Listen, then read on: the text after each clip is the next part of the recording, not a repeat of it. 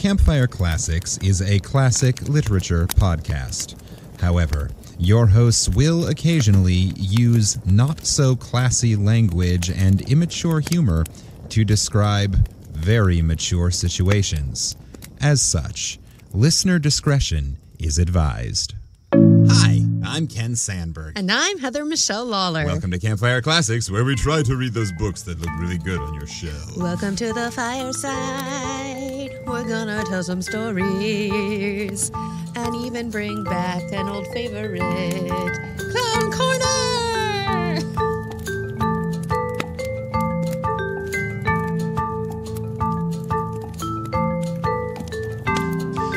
Welcome to Campfire Classics with our most spoiler-ridden intro to date.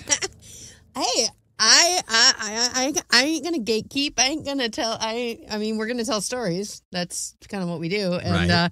And I'm bringing back Clown Corner this week. Okay, well, you heard it here first, folks. Less than 1 minute into the episode, and already you know at least one thing that is coming. Realistically, two things, although unless you're a new listener, you probably assumed that we would tell some stories. We would at least read one story and tell some of our personal stories. Yeah. But yeah, we had a request for Clown Corner to return from one of our lovely, loyal listeners, Lindsay. That was some alliteration that I loved. Yep, I thought you might. It just came out that way. So we're going to bring it back this week. But before that, how's your week been, Kenneth? My week's been good. That was an awkward non sequitur.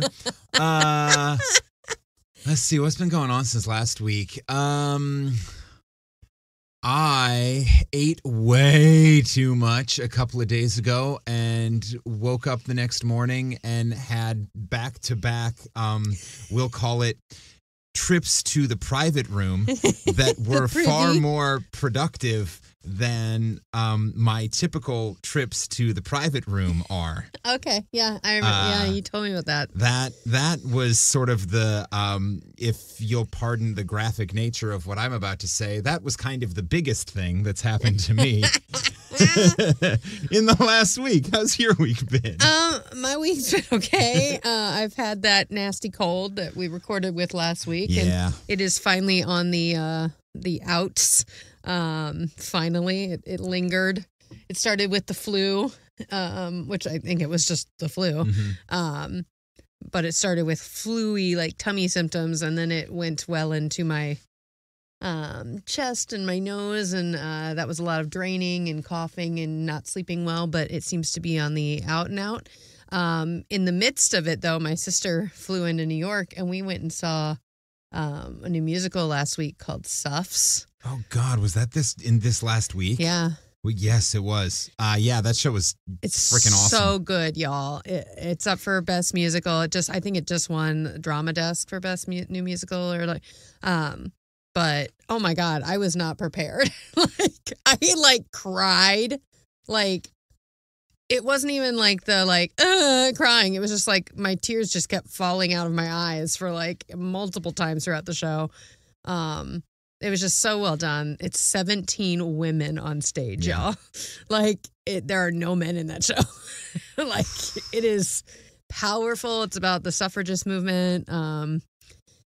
Anyway. Yeah, it was so good. It was beautiful. It was well written. It was funny. It was delightful. I wasn't feeling well and I didn't give a fuck. It also is the first show in a long time where I hit intermission and I could already feel that crying headache creeping in. Yeah. You know, the one where you're crying, the tears are going and you're trying to hold it in because you don't want to bother the strangers sitting in front of you and behind you and the guy sitting next to you and all of those things. So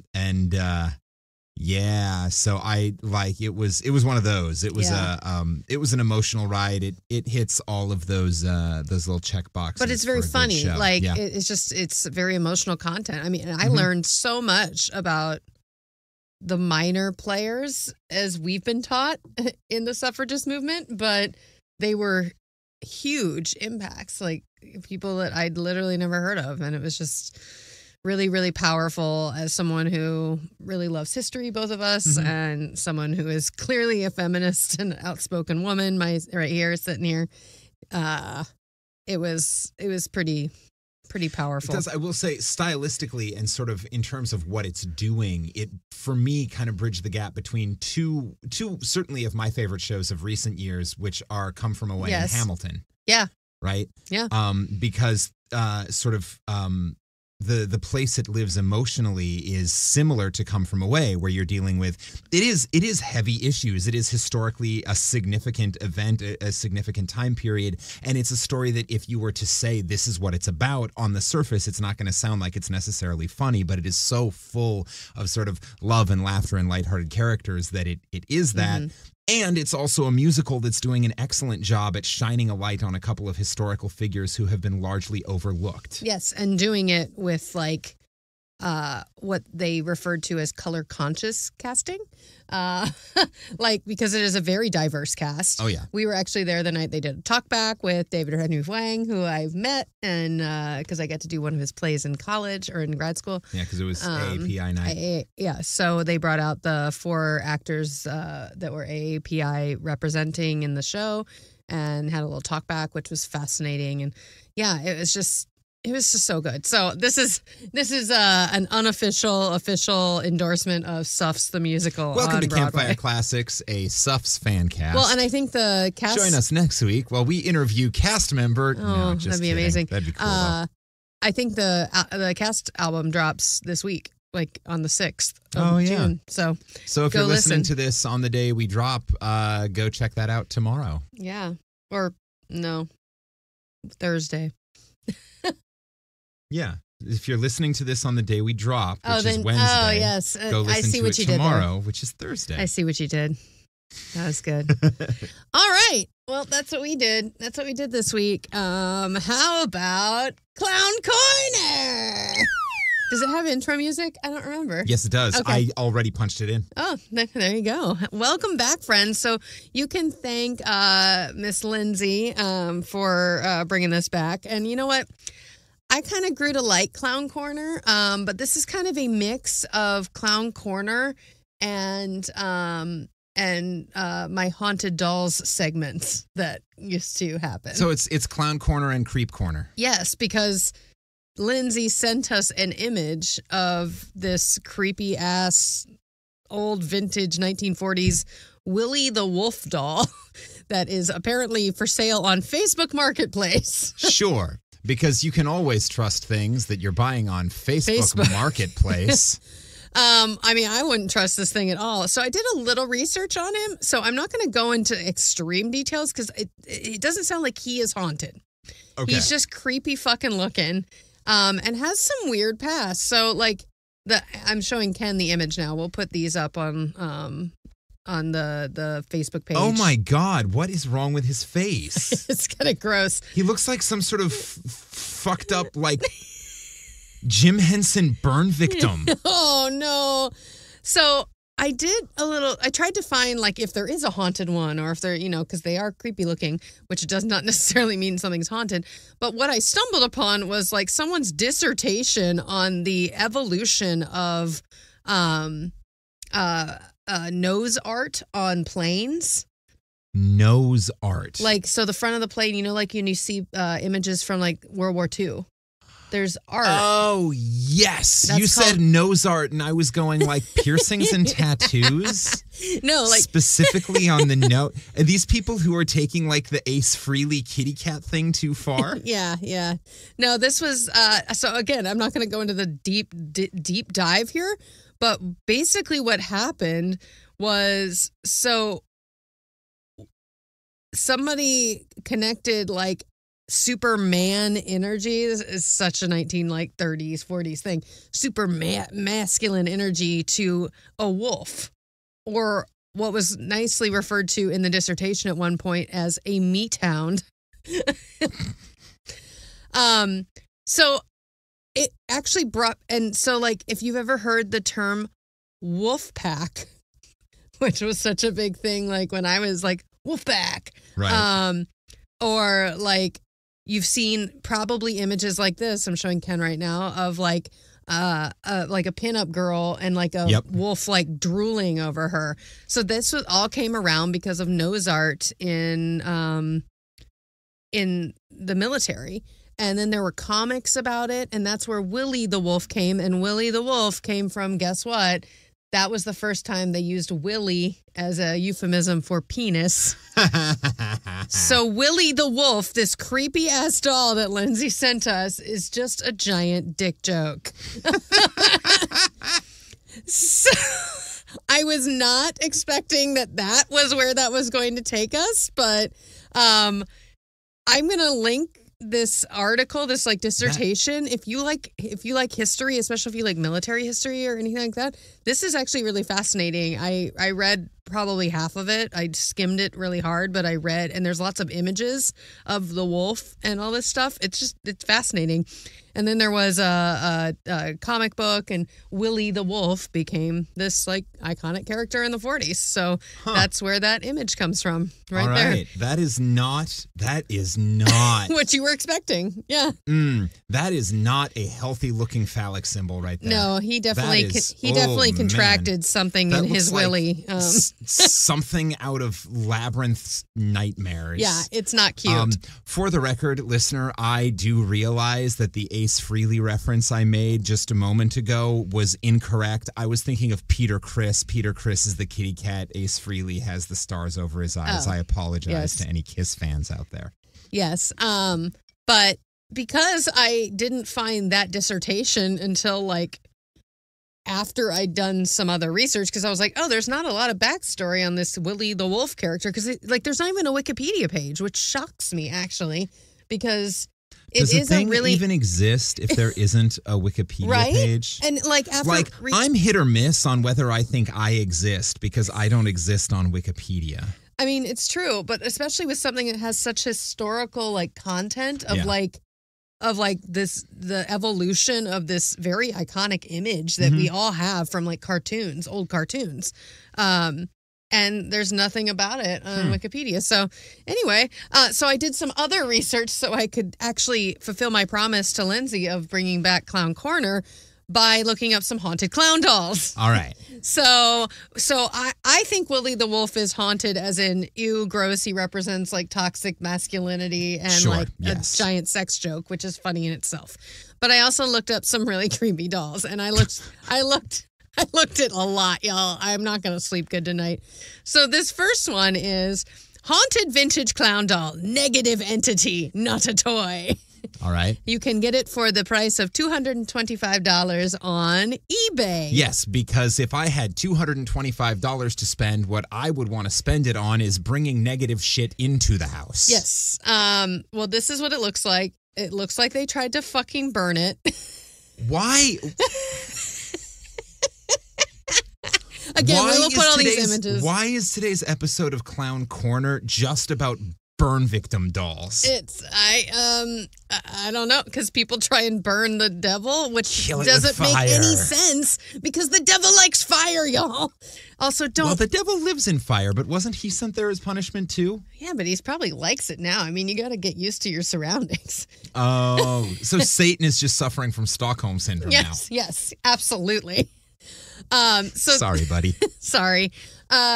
So it says explicitly, so I pulled, since we had Facebook Marketplace, I pulled an eBay and then I pulled an Etsy haunted doll. So I'm representing all the places you can buy creepy things. So I don't want to favor. I did not find any on, there was another place you can buy shit. Craigslist. Oh God. That would just be a doll looking for a date. So this one has this creepy doll on Missed Connections. I was on Missed Connections once. I think I've talked about that on the thing. Anyway, so this doll explicitly says it contains a negative energy spirit. Though I did find some on like searching that have good energy spirits. So you can like get a haunted doll, but it's like a nice haunting. Yeah, it's like Glinda instead of the green bitch. Yeah, the green bitch. Yeah. I mean, the bitch witch of the West. The bitch witch of the West. Have we not seen Wicked? Yeah. And if life were really a musical, but we all know it's not. It's a movie. Is it? musical. It's a movie musical, so no one knows it's a musical. They don't advertise it as a musical, but it is. So it says that it's a negative spirit, but it's not harmful. But it is unpleasant and creepy. So it won't punch you in the face, but it will make your home feel uncomfortable. So it says they will not disclose the full history of the doll until you buy it, which seems shitty, but you can return it. It does have returns. They will also send you care instructions. But at one point, they did give this little moment. At one point, the child who owned it was like being tortured, and the family literally threw it in the fire grate, which is why it's burned. Okay. Where it was found and cleaned, and they even made him new clothes. Why? Because I guess a naked haunted doll is angrier than a clothed naked doll, and it's like no, but why give it clown. new clothes? Why not give it to the bear? The bear? Do you I have don't know. a bear? I assume there's a bear outside. So all you're going to get from this doll is the activities include relocation of the doll, so it will move itself. Okay. Okay. Odd smells of wet grass and damp laundry. I don't hate wet grass. Damp laundry depends on how long it's been damp. Yep. And also whispers and knocking, which is a little creepy. That's unsettling. Yeah. And then it has a lovely tagline that says, "Must be looked after respectfully." I have a better idea. I'm going to keep it from causing any problems in our house by not sending that guy $225. No, I will not be buying it. No, it's fine. No, I don't want it. But that is nonsense. creepy clown number 1 or 2. Because a wolf is the clown. This is kind of like a weird, poofy Afro burnt. Frankly, clown. it just looks like a burned clown. Well, yeah, because they did try and burn it. But he has nice new clothes on. Okay, this one's real creepy. I didn't like this one. This one looks too much like a human, but it's a clown. Okay, I'm going to show you. So one of the things so this is from Etsy. So this is Otto, the creepy haunted clown. Okay. So Otto, if you're a collector, here is your lucky day. This is Otto, and he can't get any creepier than this. Otto's facial expressions changes at times. Sometimes he looks sad, and sometimes he has a smirk on his face. And I'm not going to fucking lie, y'all. I'm putting these pictures on the website. There are 2 pictures in the description, and he looks like he has different expressions. Tell me that those are not. Like, look at his eyes. They're different. They're even shaped differently. Yeah, that's 2 different dolls. No, it's not. That's 2 different dolls. Nope. That's the same doll. No. Yep, it's the same. It's the same doll. It's creepy as fuck. It kind of looks like, scroll back, it kind of looks like if Macaulay Culkin, when he was going through his like rough sort of rehab looking phase, suddenly decided to put on clown makeup and a giant fucking like old timey farmer's hat. You know what? You're not wrong. Right? It does kind of look like Macaulay Culkin circa like 2010. That's really weird. Actually, oh my God. Right? Especially that one. That's all I can see. And we just watched Saved again, and that's like, I mean, right, right in the heart of that. Oh yeah. my God, I can't. Okay, now I never want to look at that again. Oh my gosh. Demon doll Culkin. So they do say it's not an evil spirit, and he's safe around children and pets. Which is so funny. Wait a second. Isn't Etsy the site where it's like stuff that people make and sell? Yes, but they also have like collector's items and like stuff like that. Yes. So did whoever is selling this, do we have a seller name? Yes. I still have it pulled up. The seller name is Nancy's Haunted Dolls. Okay, so did Nancy, that's a weird fucking last name. But it says it's vintage from the 70s. Saunted Dolls is a weird last name. But so did Nancy Saunted Dolls make this doll and curse it herself? No, it says it's from the 1970s. So I think she just collects them and then like upkeeps them and then sells them off to people. Because why not? So what's Otto's backstory? So Otto's backstory is just a little bit, you're intrigued. Again, he's not evil. Now, at times, Otto's eyes will follow you, which you can see. I must admit, it sends chills down my spine. His face looks realistic, as if he's a live clown staring at you. And then it says, because apparently Otto was a real person, Otto passed away at the age of 75 from a stroke. I'm guessing the man and then who owned became him? a doll? Well, Or his spirit passed into the doll? that's what I don't know. Was Otto a clown? I don't know. It says, don't let this incredible opportunity slip away. Your guests will get a kick out of him, or they'll be freaked out. And it's all yours for the low, low price of $269.95. I don't want Otto Culkin in my house Otto any more than I want the burn victim. I think if I had to choose, I'd pick Willie the Wolf. I would absolutely pick Willie the Wolf over these three because Willie the Wolf is not haunted, as far as I could find. He's just kind of an asshole. That's unsettling. He'll just kind of like lift up your skirt when you're walking by or something like that. Or whistle and like do the like gross drool thing. Yeah. I'll be walking through the house and I'm like, oh, that's weird. Oh, Willie All of a the sudden Wolf. We're living in the movie The Mask. Yes. Oh yeah, his dog kind of turns into a Willie the Wolf-esque character when he puts the mask on. He also at one point turns into a wolf. When he's in the seeing what's her name for Cameron the Diaz. first time. Yep. He turns into a wolf. He turns into a wolf and does the wolf whistle. And does the heartbeat thing. Yep. Which is, see, there you go, iconic. So, Lindsay, thank you for sending us that. Lindsay, I hated everything about that. You started Clown Corner. Yes, but when I started Clown Corner, it wasn't about creepy fucking dolls. It was about real clowns that sucked. It was about real clowns that might possibly be murderers, not creepy fucking dolls.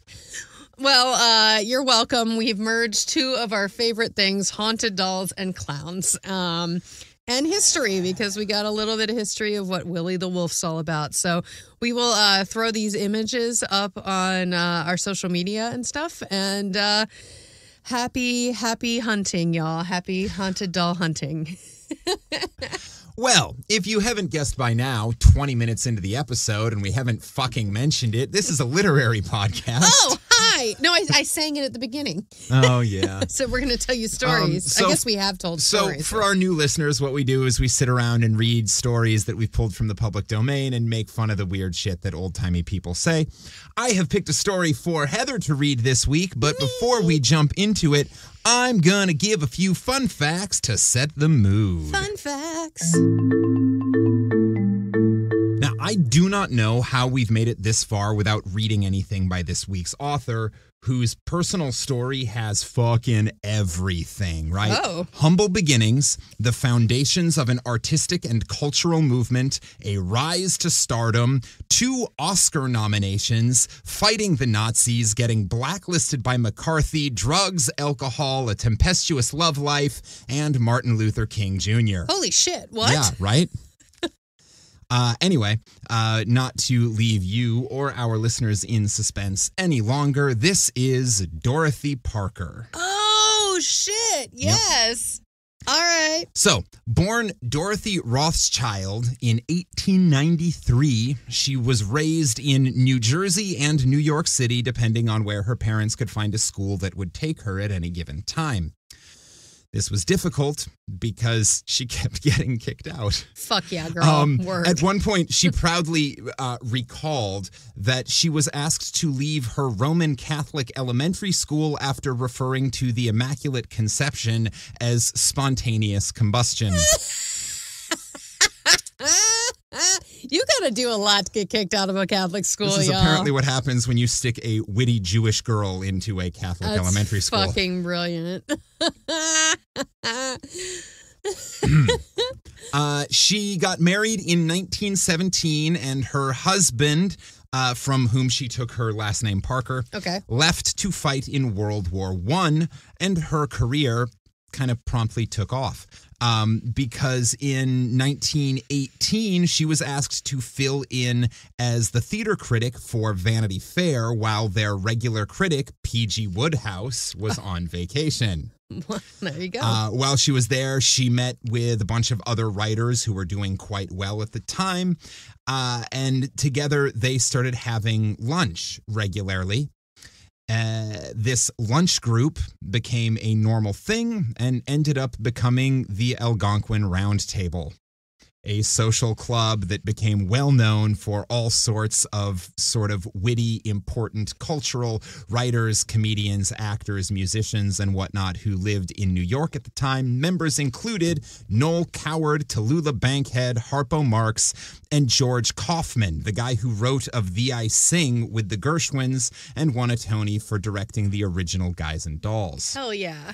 He also wrote the play that the musical Merrily We Roll Along was based on. All right. So she met some cool people. So she met some cool people in the social group that she started. Yeah. She was eventually fired from Vanity Fair because her reviews pissed off people like Florence Ziegfeld and David Belasco. Yes, the guy that the Belasco Theater is named after. Where I believe Brandon Jacobs Jenkins' new play Appropriate is running right now with Sarah Paulson. Yeah. Okay. The Belasco Theater. Cool. Anyway, yeah, so she pissed him off too. He probably deserved it. She was handpicked to be on the original board of editors for The New Yorker when it was founded in 1925. She divorced her husband in 1928 and apparently was known to have had several lovers, including Charles MacArthur, who got her pregnant. Oopsie. Her response to learning that she was pregnant was reportedly to say, "How like me to put all my eggs into one bastard," and then went and got an abortion. Holy shit. Wow. Yeah. Wow, Dorothy. So she's snarky. She got some wit. Yep. She got some comments. She moved to Hollywood, and in 1934, she married Alan Campbell, whom she publicly said was, quote, queer as a billy goat. And yes, she meant it the way it would mean it today. She was saying he was gay. So she was a beard for him. Officially, he was bisexual, according to his biographer. Okay. But okay. yes, she said he was queer as a billy goat. Oh. They got divorced in 1947. Wow, how long were they married? 13 years. Damn. And all then right. remarried in 1950 because why the hell not? Because sometimes it's okay to just marry your gay best friend. Yep. Twice. Twice. She co-wrote the original version of A Star is Born, for which she got an Oscar nomination. Yes. Helped found the Hollywood Anti-Nazi Wait, that's the one League. that Judy Garland was in, right? Yes. Wasn't the original? Yeah.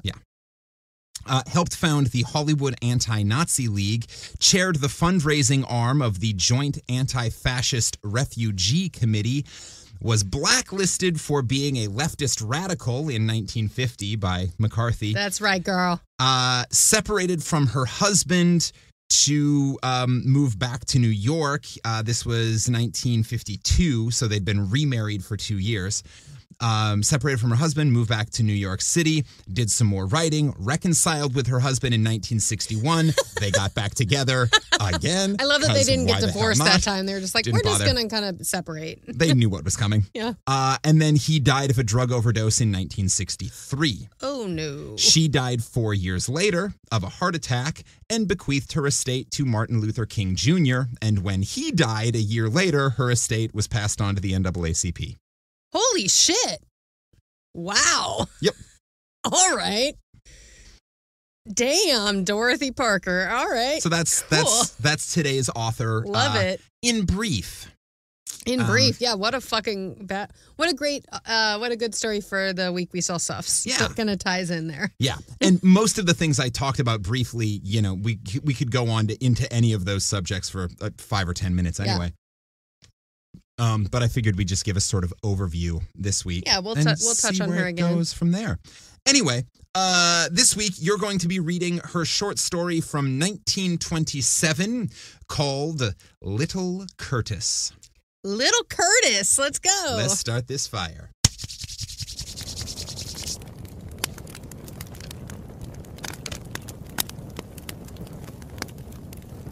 Little Curtis by Dorothy Parker. Mrs. Matson paused in the vestibule of G. Fosdick's son's department store. Wow. What's his name? Fosdick's? Fosdick's?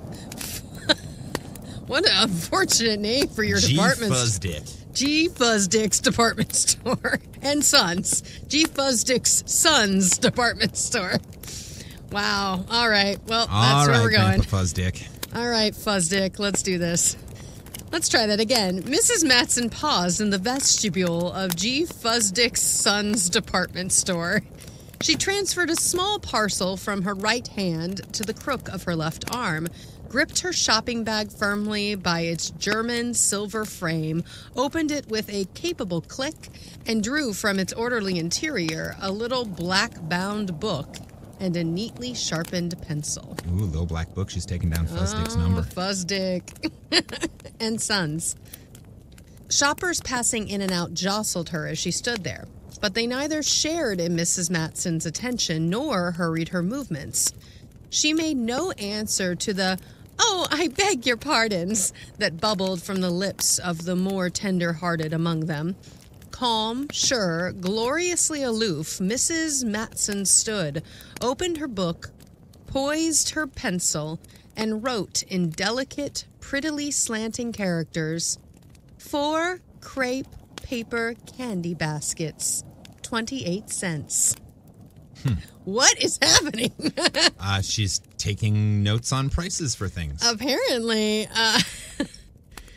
the dollar sign was gratifyingly decorative. Yeah, because you didn't really need it. It's 28 cents. No, it's a .28. I don't think anything costs 28 cents anymore.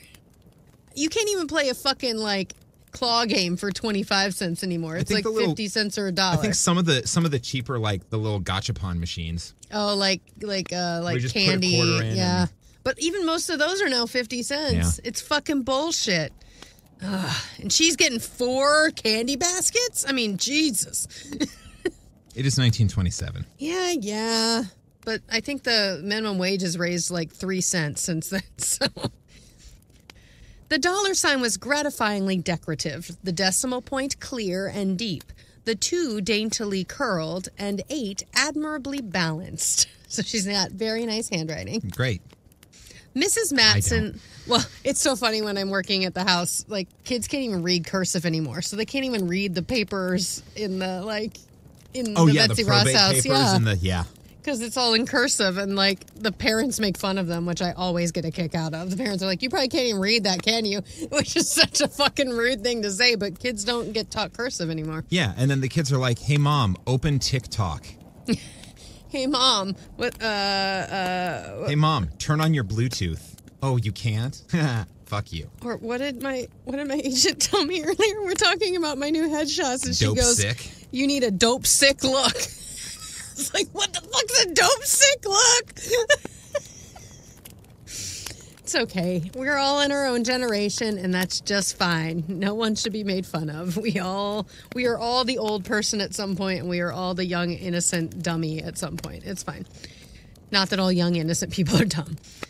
Mrs. Matson looked approvingly at her handiwork. Still unhurried, she closed the book, replaced it and the pencil in the bag, tested the snap to see if it was indisputably shut, and took the parcel once more into her right hand.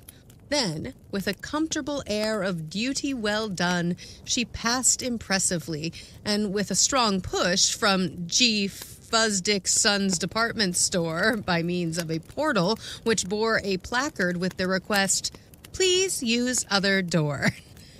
Oh, so she's a rule breaker, too. Good, because Fosdick's doors should work. If you got a department store, the doors should function. And she doesn't care. Slowly, Mrs. Matson made her way down Maple Street. The morning sunshine that flooded the town's main thoroughfare caused her neither to squint nor to lower her face. She held her head high, looking about her as one who says, "Our good people, we are pleased with you." She stopped occasionally by a window shop to inspect thoroughly the premature autumn costumes there displayed.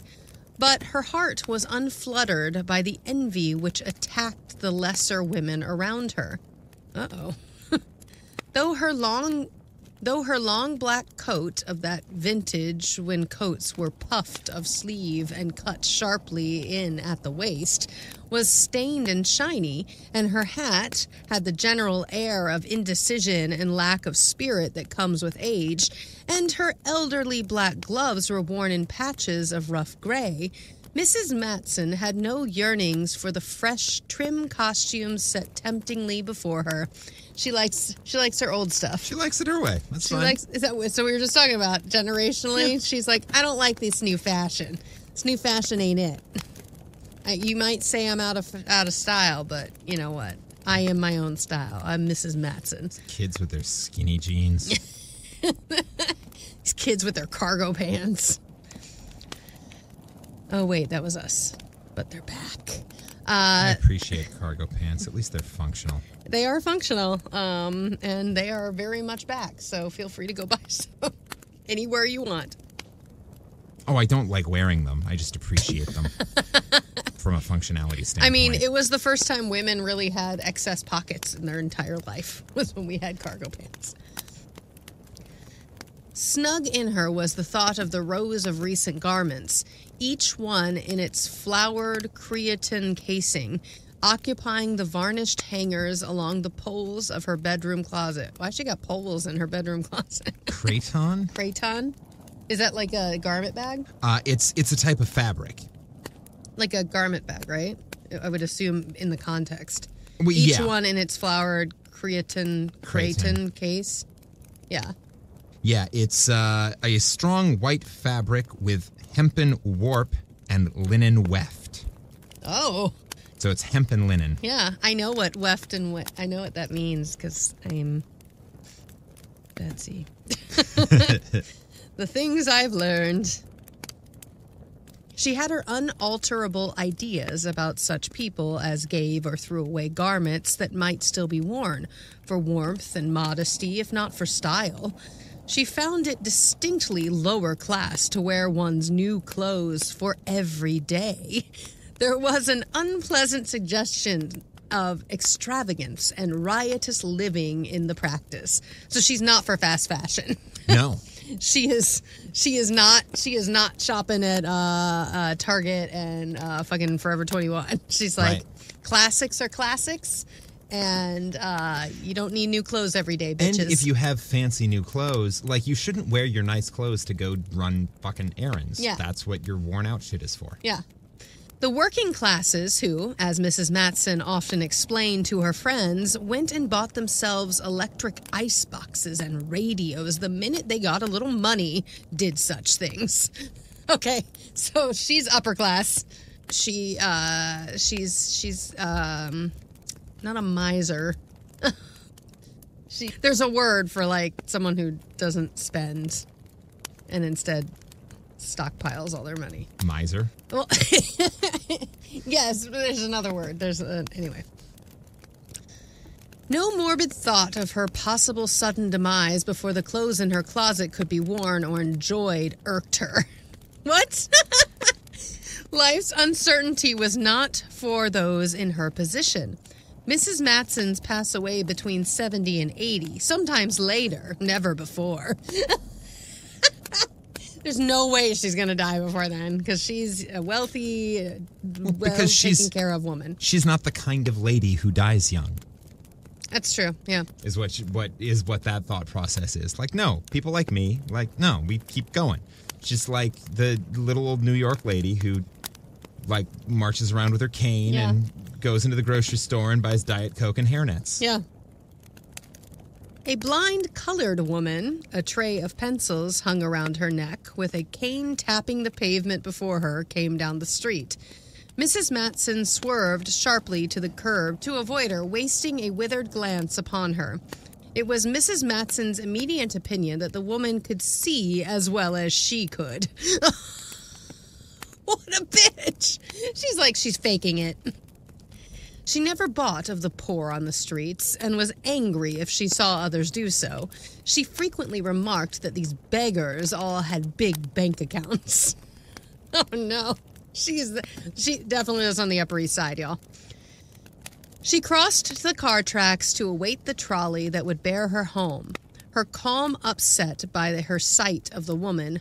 Probably owns an apartment house, she told herself, and shot an angry glance after the blind woman.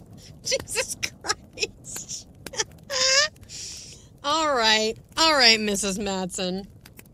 However, her poise was restored by the act of tendering her fare to the courteous conductor. Mrs. Matson rather enjoyed small and legitimate disbursements to those who were appropriately grateful. She liked tipping people. That's because that shows how much money she has. She won't give to the needy, but she'll tip you if you serve her. Yeah. That's okay. She gave him her nickel with the manner of one presenting a park to a city and swept into the car to a desirable seat. I love that description. She gave the nickel as if they were presenting a park to a city. It's like this glorious thing. Settled with the parcel securely wedged between her hip and the window against loss or robbery, Mrs. Matson again produced the book and pencil. Car fare, 5 cents, she wrote. She is very diligent in her finances. Again, tracking money. Yep. Again, the exquisite handwriting, the neat figures gave her a flow of satisfaction. Mrs. Matson, regally without acknowledgement, accepted the conductor's aid in alighting from the car at her corner. She trod the sun-splashed pavement, bowing now and again to neighbors knitting on their porches or bending solicitous... Jesus Christ. Did you want help or you just want to keep working on it? Nope.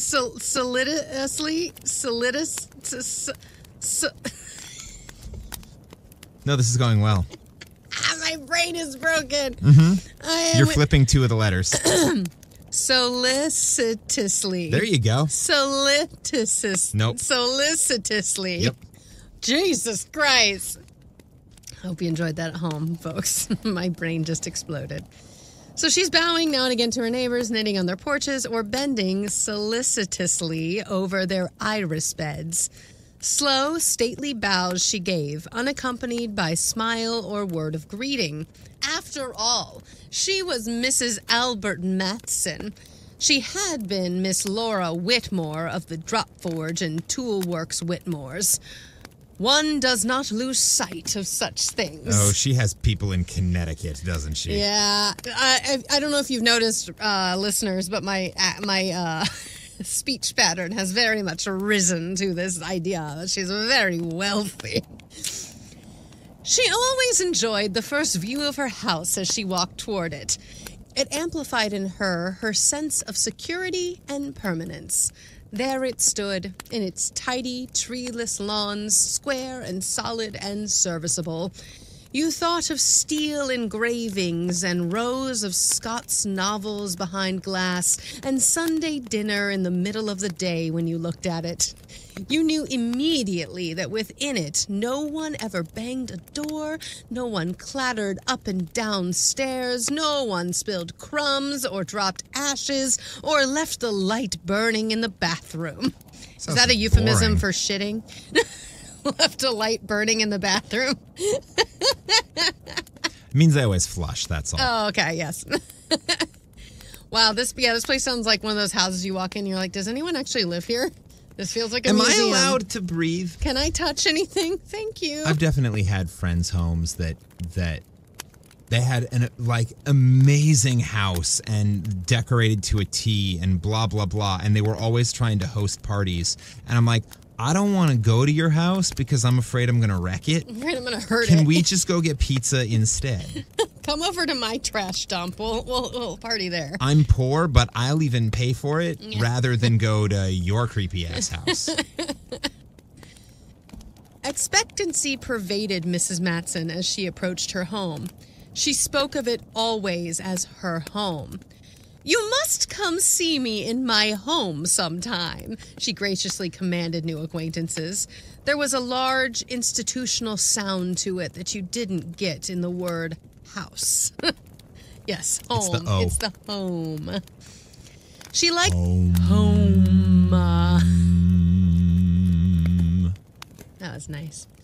She liked to think of its cool, high-ceilinged rooms, of its busy maids, of little Curtis. There it is!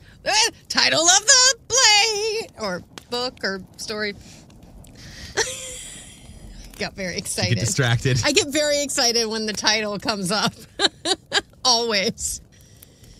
She liked to think of its cool, high-ceilinged rooms, of its busy maids, of little Curtis waiting to deliver her his respectful kiss. I'm guessing little Curtis is a dog or a cat. I hope. But I've got a sinking suspicion that it's a kid. Oh, no. She had adopted him almost a year ago when he was 4. She had, she told her friends, never once regretted it. We still don't know. Nope. We still don't know if this is a dog or a child. In her absence, her friends had been wont to comment sadly upon what a shame it was that the Albert Matsons had no child, and with all the Matson and Whitmore money, too. Neither of them, the friends pointed out, could live forever. It would all have to go to the Henry Matson's children. And they were but quoting Mrs. Albert Matson's own words when they observed that those children would be just the kind that would run right through it. So her nieces and nephews suck. So she adopted a kid so To her give her nieces money. and Won't nephews get her didn't money. have to inherit her money. No, won't get to inherit her money. Because that would be a waste. Mm-hmm. Mr. and Mrs. Matson held a joint. Oh, that's good. They get high together. Mr. and Mrs. Matson held a joint view of the devastation that would result if their nephews and nieces were ever turned loose among the Matson and Whitmore money. As is frequent in such instances, their worry led them to pay the other Matson family the compliment of the credit for schemes and desires that had never edged into their thoughts. Okay. Oh. Yeah. Got it. Like they're scandalous. They buy They're- into, like, they put their money in bad investments. Well, and more, I think, credit for schemes and desire. I think even more, they believed that the other Madsons were like looking for ways to get their money. Oh, like kill them and stuff. Or, other things. Salacious activities to get the money. The Albert Matsons saw their relatives as waiting with a sort of stalking patience for the prayed-for moment of their death. Yeah, looking for ways to get their money. For years, they conjured up even more lurid pictures of the Matson children going through their money like Sherman to the sea. For years, they carried about with them the notion that their demise was being eagerly awaited, was being made, indeed, the starting point of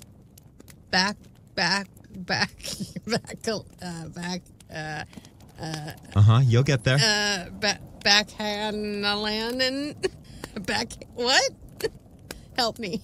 Bacchanalian. Bacchanalian plans. What the fuck's that mean? Orgies.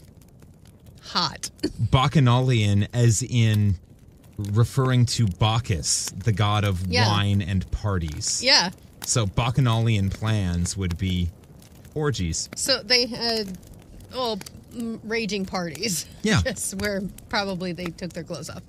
No, Bacchanalian I mean, the plans. point being, like, drunken feasting and partying and wild Yeah. going about, but Yeah. the idea of when you say Bacchanalian, the image that it brings to mind is getting drunk and naked. Cool. So They So what wanted they're their saying money is- so they could throw big drunken naked parties. they're thinking that their nieces and nephews are just waiting for them to die so they can take all their money and hire hookers. Yeah, love it. I mean, that's what I'd do. The Albert Matsons were as one in everything as in this. Their thoughts, their manners, their opinions, their very locutions were phenomena of similarity. People even pointed out that Mr. and Mrs. Matson looked alike. Ooh, are they cousins? It was regarded as the world's misfortune that so obviously heaven made a match was without offspring. And of course, you always had to come back to it. It bulked so before you. There was all that Matson and Whitmore money. No one, though, ever directly condoled with Mrs. Matson upon her childlessness. In her presence, one didn't speak of things like having children. She accepted the fact of babies when they were shown to her. She fastidiously disregarded their mode of arrival. Mrs. Matson doesn't talk of sex and labor and But only pregnancy. because she's never had it. Yes, yes. She had told none of her friends of her decision to adopt a little boy. No one knew about it until the papers were signed and he was established in the Matson house. Mrs. Matson had got him, she explained, at the best in New York. No one was surprised at that. Mrs. Matson always went to the best places when she shopped in New York. You thought of her selecting a child as she selected all of her other belongings. A good one. One that would last. She got her a designer baby. Designer baby. Well, and she knew because she waited till he was 4 to get him. Yep. So to make sure he was Healthy coming together all right, yes. And she didn't have to change his diapers and all Right. that stuff. She's like, I need one that's already using the facilities and can feed itself. Can speak in close to complete sentences. Yes, I just, ew. She stopped abruptly now as she came to her gate, a sudden frown creasing her brow. 2 little boys, too absorbed to hear her steps, were playing in the hot sun by the hedge. 2 little boys, much alike in age, size, and attire, compact, pink and white, good little boys, their cheeks flushed with interest, the backs of their necks warm and damp. They played an interminable, mysterious game with pebbles and twigs and a small tin trolley car. Mrs. Matson entered the yard. Curtis, she said. Both boys looked up, startled. One of them rose and hung his head before her frown. And who, said Mrs. Matson deeply, who told Georgie he could come here? Me, bitch. No answer. Georgie, still squatting on his heels, looked inquiringly from her to Curtis. He was interested and unalarmed. He's like, I don't know who this person is. Was it you, Curtis? Asked Mrs. Matson. Curtis nodded. You could scarcely tell that he did. His head hung so low. Yes, mother dear, said Mrs. Matson. Yes, mother dear, whispered Curtis. And how many times, Mrs. Matson inquired, have I told you that you are not to play with Georgie? How many times, Curtis? What's wrong with Georgie? What a bitch. He's the poor. Yeah, probably. She doesn't want him to get his pour on Pour her all over him. adopted Yeah. designer baby. Yeah.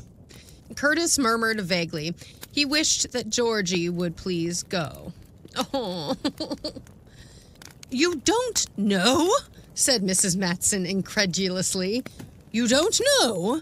After all Mother does for you, and you don't know how many times she has told you not to play with Georgie? Don't you remember what Mother told you she'd have to do if you ever played with Georgie again? A pause. Then the nod. Yes, Mother dear, said Mrs. Matson. Yes, Mother dear. Is she going to said sick Curtis. Otto on him? I don't know. Oh no, Otto the clown! Ah! Is this the Otto Culkin origin story? Well, Mrs. Matson said. She turned to the enthralled Georgie. You'll have to go home now, Georgie. Go right straight home. And you're not to come here anymore. Do you understand me? Curtis is not allowed to play with you. Not ever. Georgie rose. Bye, he said philosophically and walked away, his farewell unanswered. Aww. Poor Georgie. Mrs. Matson gazed upon Curtis. Grief deranged her features. Playing, she said, her voice broken with emotion. Playing with a furnaceman's child. After all Mother does for you. Yeah, he's the poor. Yep, he's the poor. She took him by a limp arm and led him, unresisting, along the walk to the house. Led him past the maid that opened the door, up the stairs to his little blue bedroom. She put him in it and closed the door. Then she went to her own room, placed her package carefully on the table, removed her gloves, and laid them with her bag in an orderly drawer.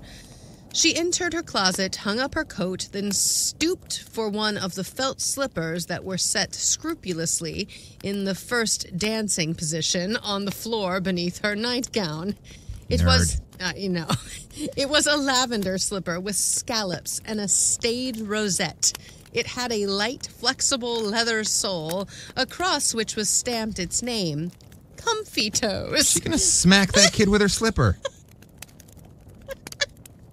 I'm kind of loving that the shoes say Comfy Toes on them. She's gonna. I mean, Do you think so she's those gonna shoes, hit him with those shoes look like Muppets, and so she's gonna go beat that kid with Elmo with a lavender rose adorned leather sole comfy toe. Yeah. Oh no. She's gonna go smack that kid with a fuzzy slipper. That's fucked up. I'm gonna smack her with a Muppet. I mean, she's an old lady, and I'm gonna smack her with Willie the Wolf. She's an old lady in 1927. You're gonna have to dig up her corpse before you smack her, but yeah, that's okay. I'm willing to do that. Also, I think technically smacking her with Willie the Wolf is sexual abuse, sexual assault.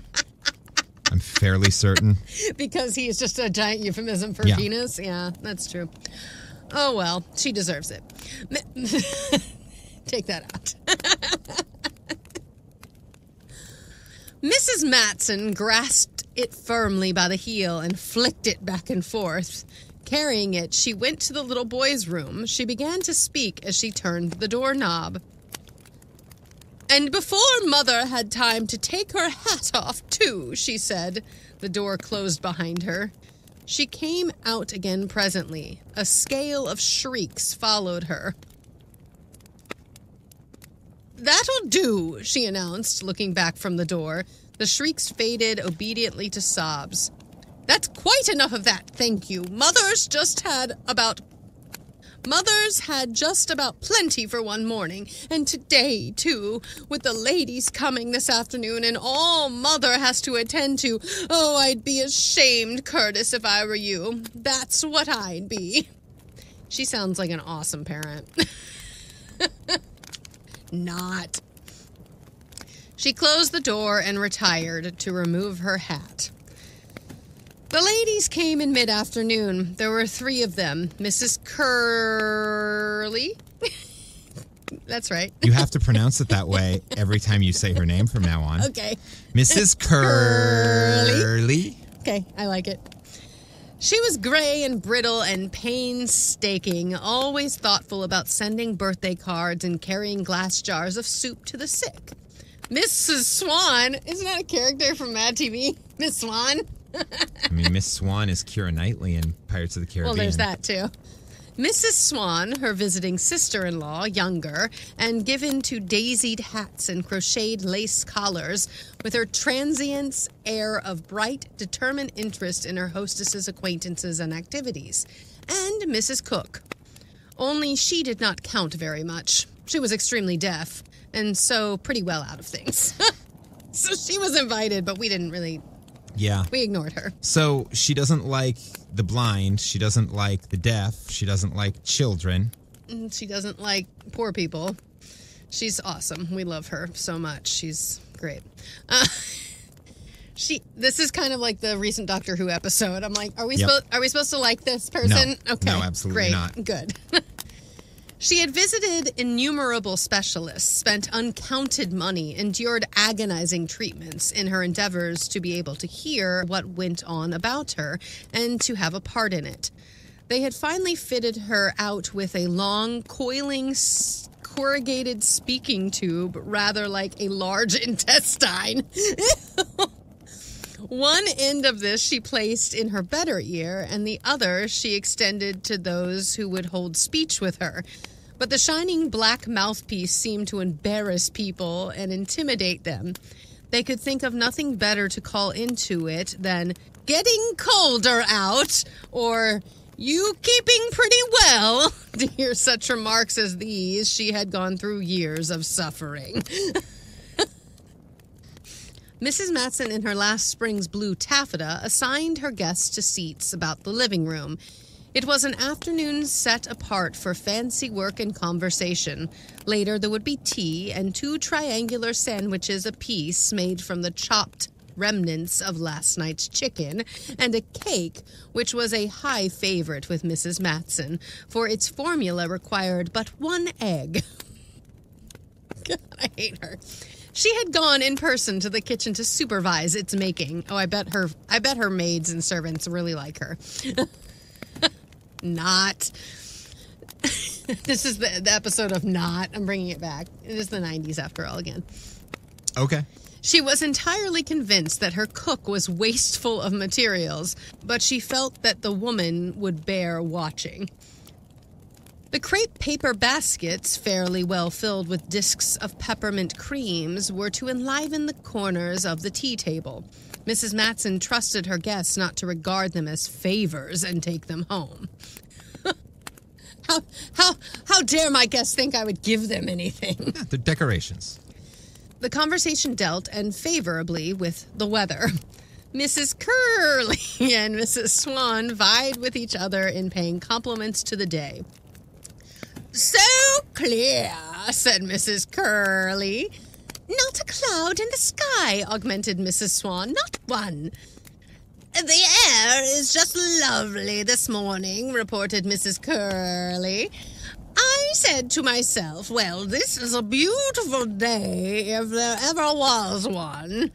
"There is something so balmy about it," said Mrs. Swan. I don't know why they're all British. They sound They're upper crust. They're snotty. Mrs. Cook spoke suddenly and over loudly in the untrustworthy voice of the deaf. "Phew, this is a scorcher," she said. "Something terrible out." Very distinct voices we have here. Yep. They all sound like People I hate. What? They all sound like what? people you hate, apparently. Like, they all sound like upper crusty poopy people that I don't want to have dinner with. Except for, I don't know, Mrs. Cook sounds pretty cool. I don't know. She's loud and screams. But that's because she can't hear. Okay. Just because there's a reason for it doesn't mean you want to hang out with her. That is true. That is true. The conversation went immediately to literature. It developed that Mrs. Curley had been reading a lovely book. Its name and that of its author escaped her at the moment, but her enjoyment of it was so keen that she had lingered over it till way past 10 o'clock the night before. Particularly did she commend its descriptions of some of those Italian places. They were, she affirmed, just like a picture. The book had been drawn to her attention by the young woman at the Little Book Nook. It was, on her authority, one of the new ones. I want to go shop at a place called the Little Book Nook. That I sounds can't believe cute. I've never seen a bookstore called the Little Book Nook. That's fucking adorable. The Little Book Nook. Mrs. Matson frowned at her embroidery. Words flowed readily from her lips. She seemed to have spoken on the subject before. "I haven't any use for all these new books," she said. "I wouldn't give them house room.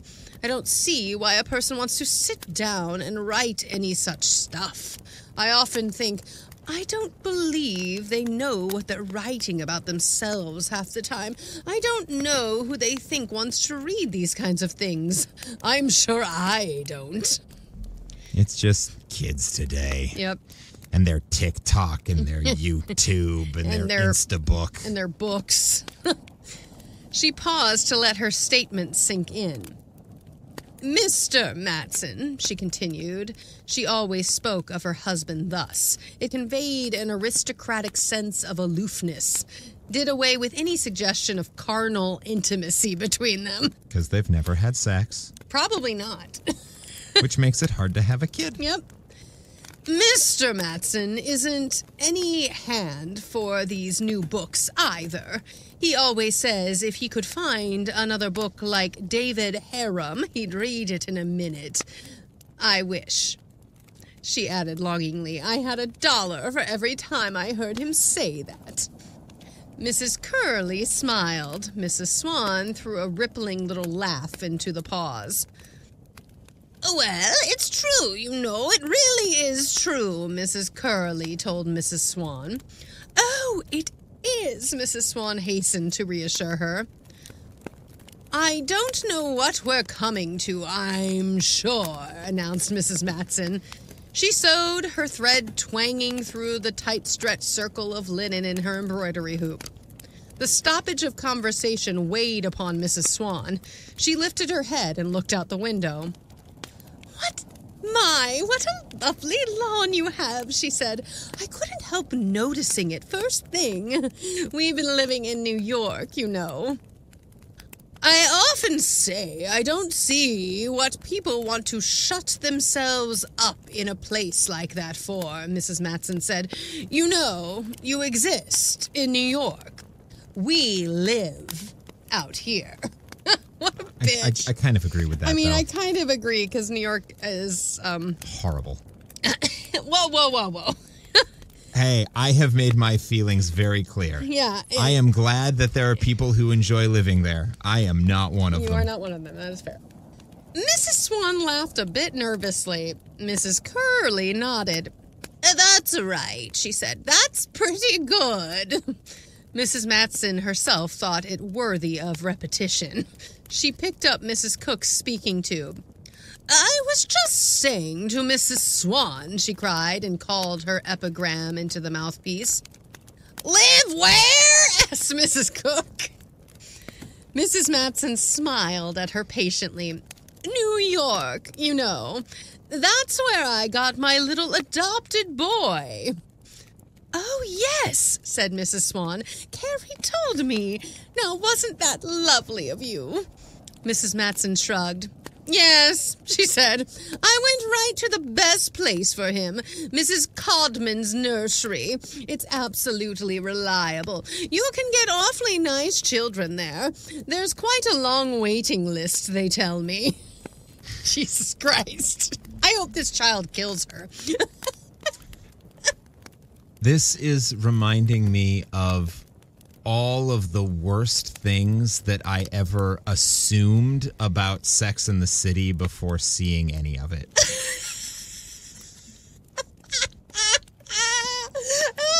This is just because it's just four women. Because it's just four rich white ladies gabbing about New York and saying horrible shit. Yeah, but these are like four awful rich suburban ladies. Except for one who's been invited to their party, who want children, apparently. But I could. This is like the OG Sex and the City. Yeah. Which one's Samantha? Probably Mrs. Swan. Slut. Or it's like it's Golden Girls. It's Golden Girls if they all sucked. If they all suck, yeah. Little Curtis, a.k.a. the shitty Golden Girls. The shitty Golden Girls. OG Sex and the City. Goodness, just think how it... Miss Swan. Goodness, just think how it must seem to him to be up here, said Mrs. Swan, with this big house and that lovely smooth lawn and everything. Mrs. Matson laughed silently. Oh, well, she said. I hope he appreciates it, remarked Mrs. Swan. I think he will, Mrs. Matson said capably. Of course, she conceded. He's pretty young right now. So lovely, murmured Mrs. Swan. So sweet to get them young like this and have them grow up. Yes, I think that's the nicest way. As opposed to adopting them when they're 20. Yes. And I really enjoy training him. Okay, so I was correct. She's treating him like a dog. Yeah. Yes, it is it's like she adopted a dog. I really enjoy training him. Naturally, now that we have him here with us, we want him to act like a little gentleman. Just think of it, cried Mrs. Swan. A child like that having all this. And will you have him go to school later on? Oh, yes, Mrs. Matson replied. Yes, we want him to be educated. You take a child going to some nice little school near here, say, where he'll meet only the best children, and he'll make friends that it will be a pretty good thing for him to know someday. God damn it. Mrs. Swan waxed arch. I suppose you've got it all settled what he's going to be when he grows up, she said. Why, certainly, said Mrs. Matson. He's to go right straight into Mr. Matson's business. My husband, she informed Mrs. Swan, is the Matson adding machines. Oh, said Mrs. Swan. I just went the other way. On a descending scale. Oh. This is what she did. I think Curtis will do very well in school, prophesied Mrs. Matson. He's not at all stupid.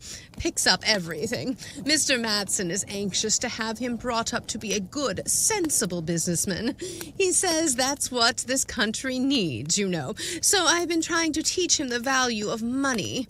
I've bought him a little bank. I don't think you can begin too early, because probably someday Curtis is going to have... Well... Mrs. Matson drifted into light anecdotal mood.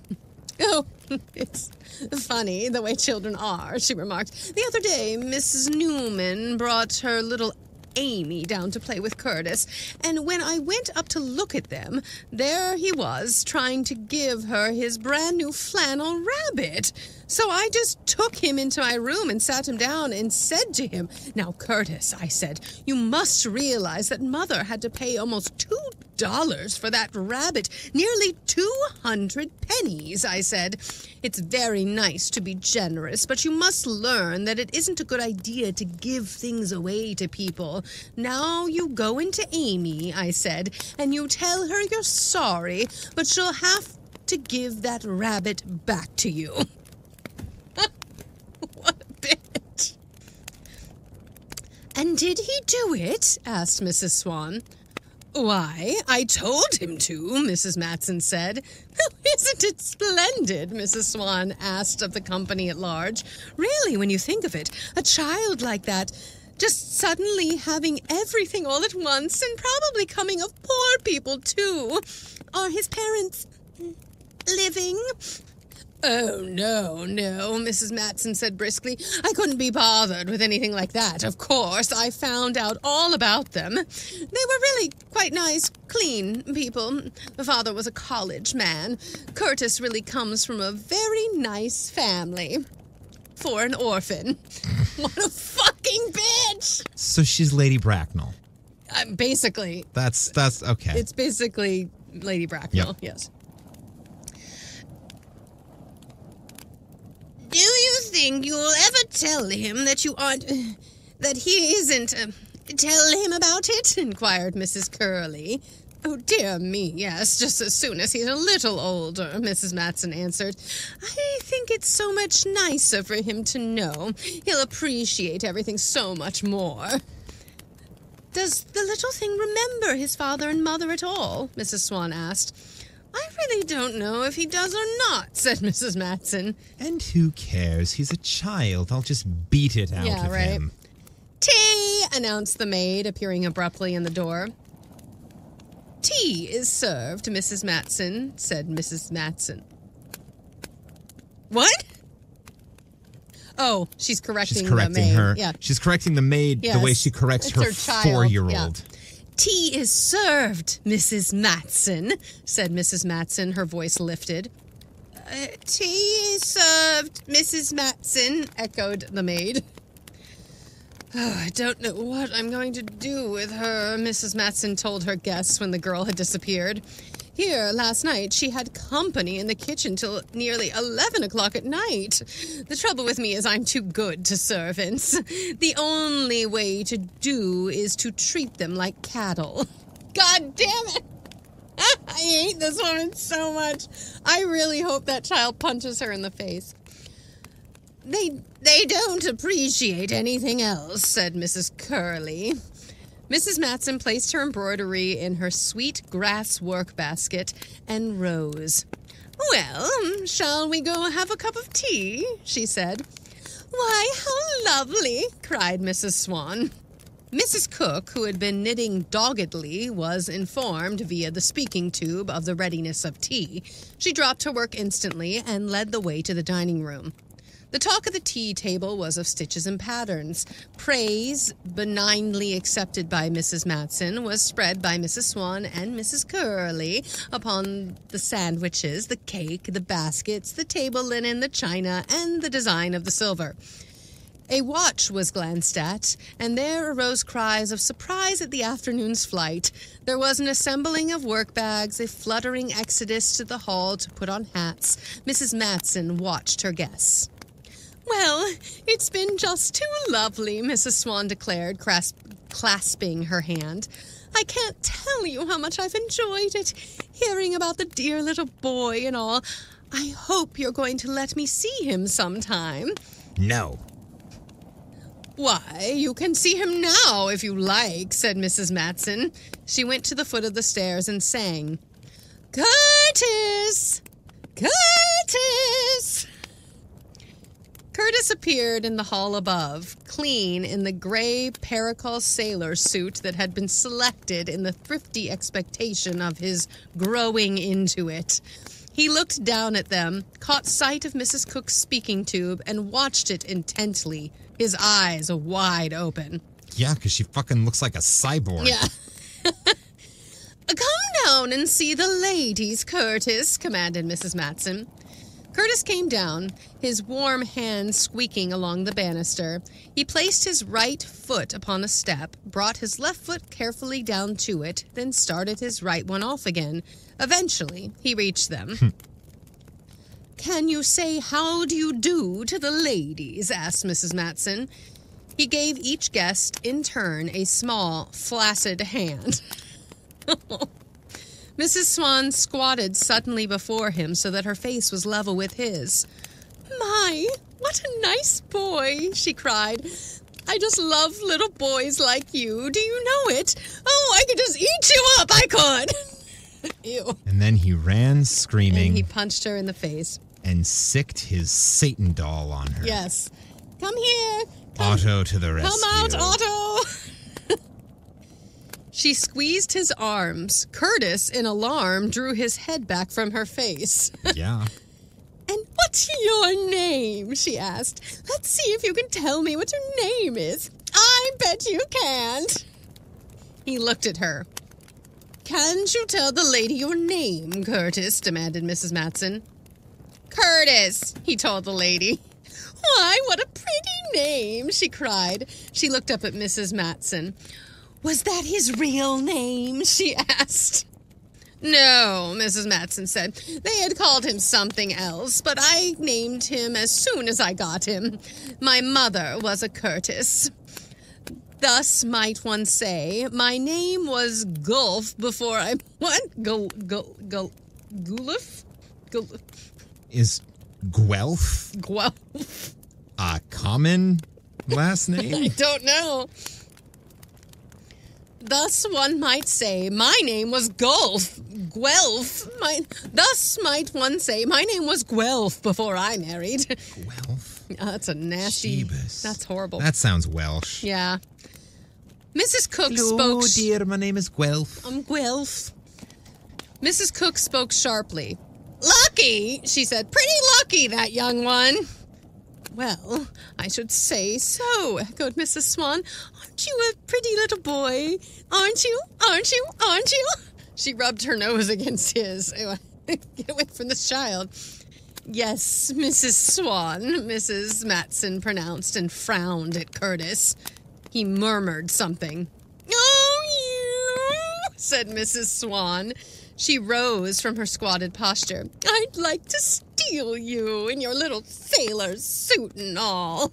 Mother bought that suit for you, didn't she? Asked Mrs. Matson of Curtis.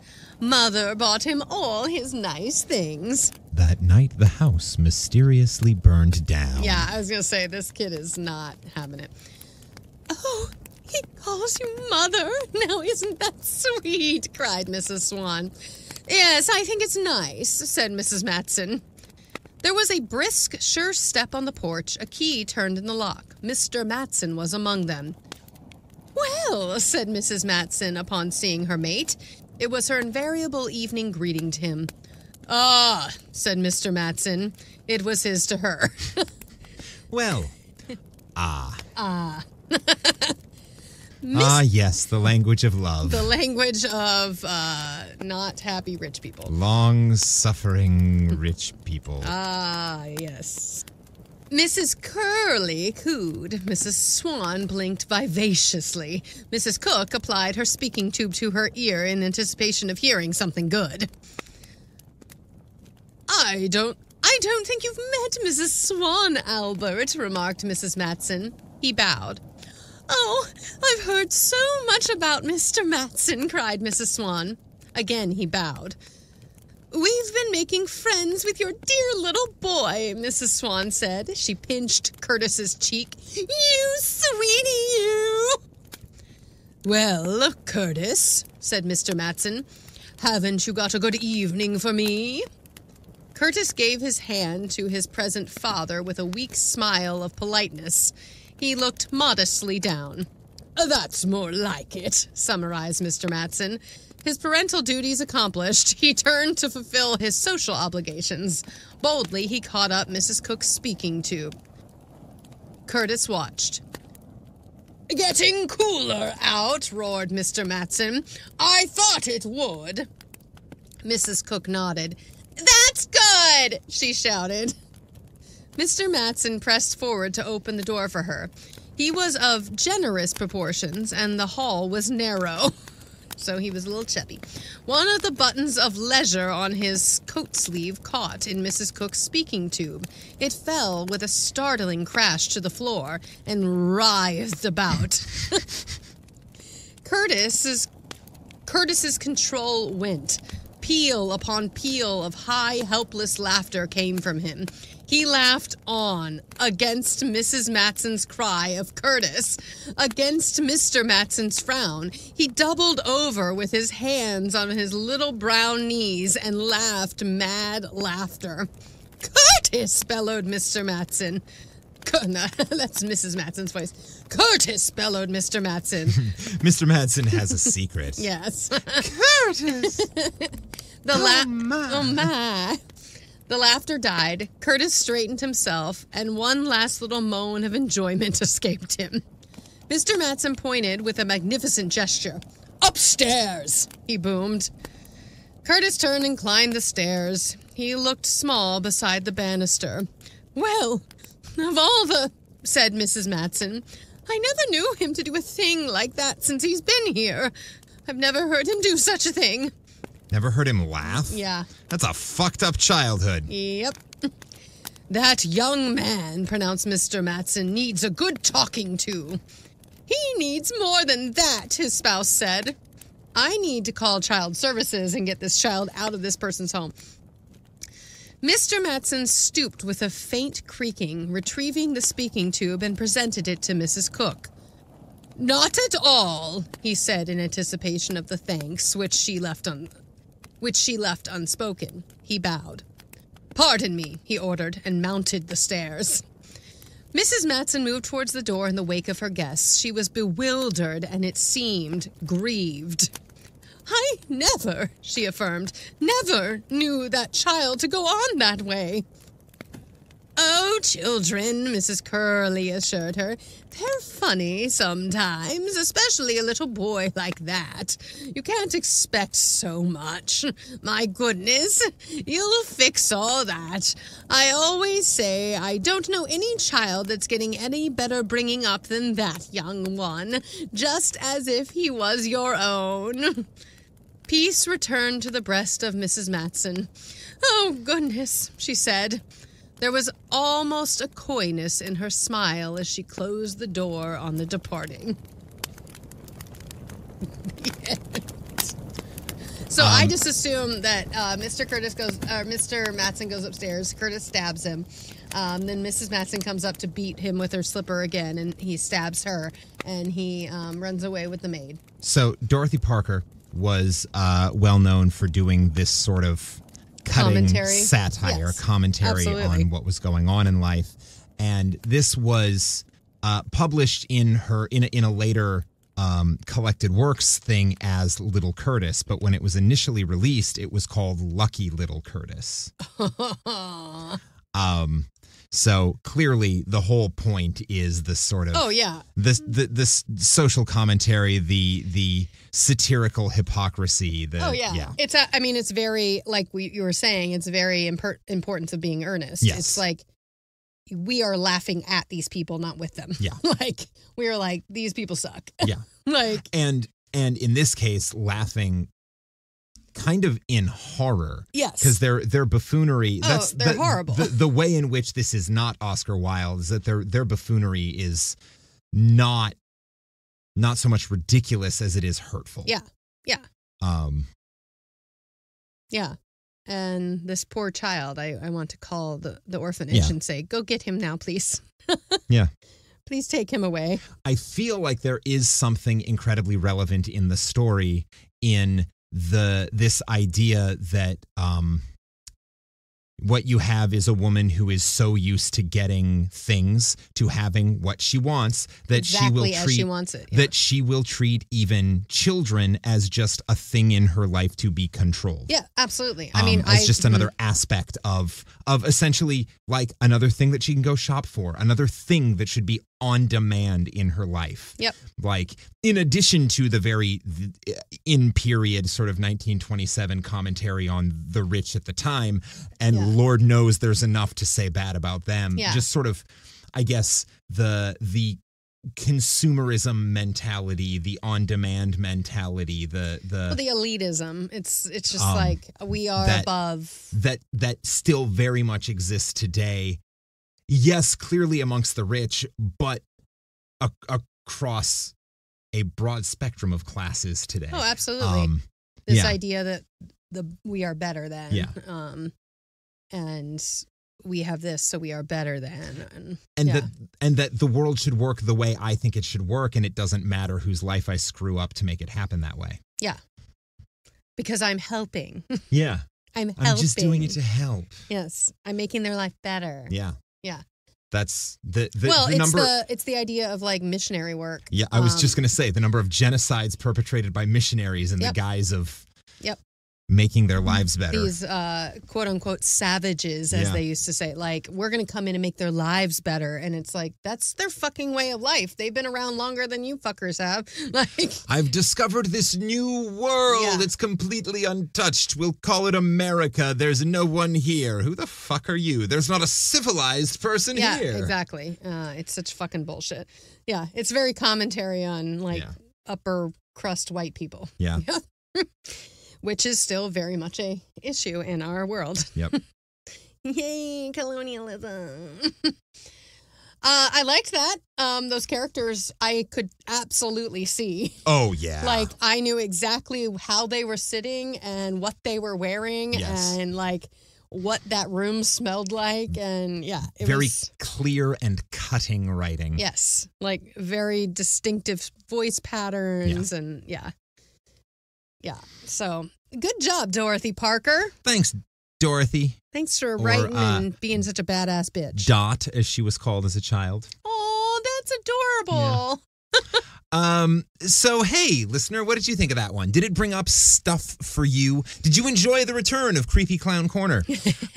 Please write in and let us know your thoughts on all of these things to Campfire Classics Podcast at any of our social media or 50/50 Arts Production at gmail.com.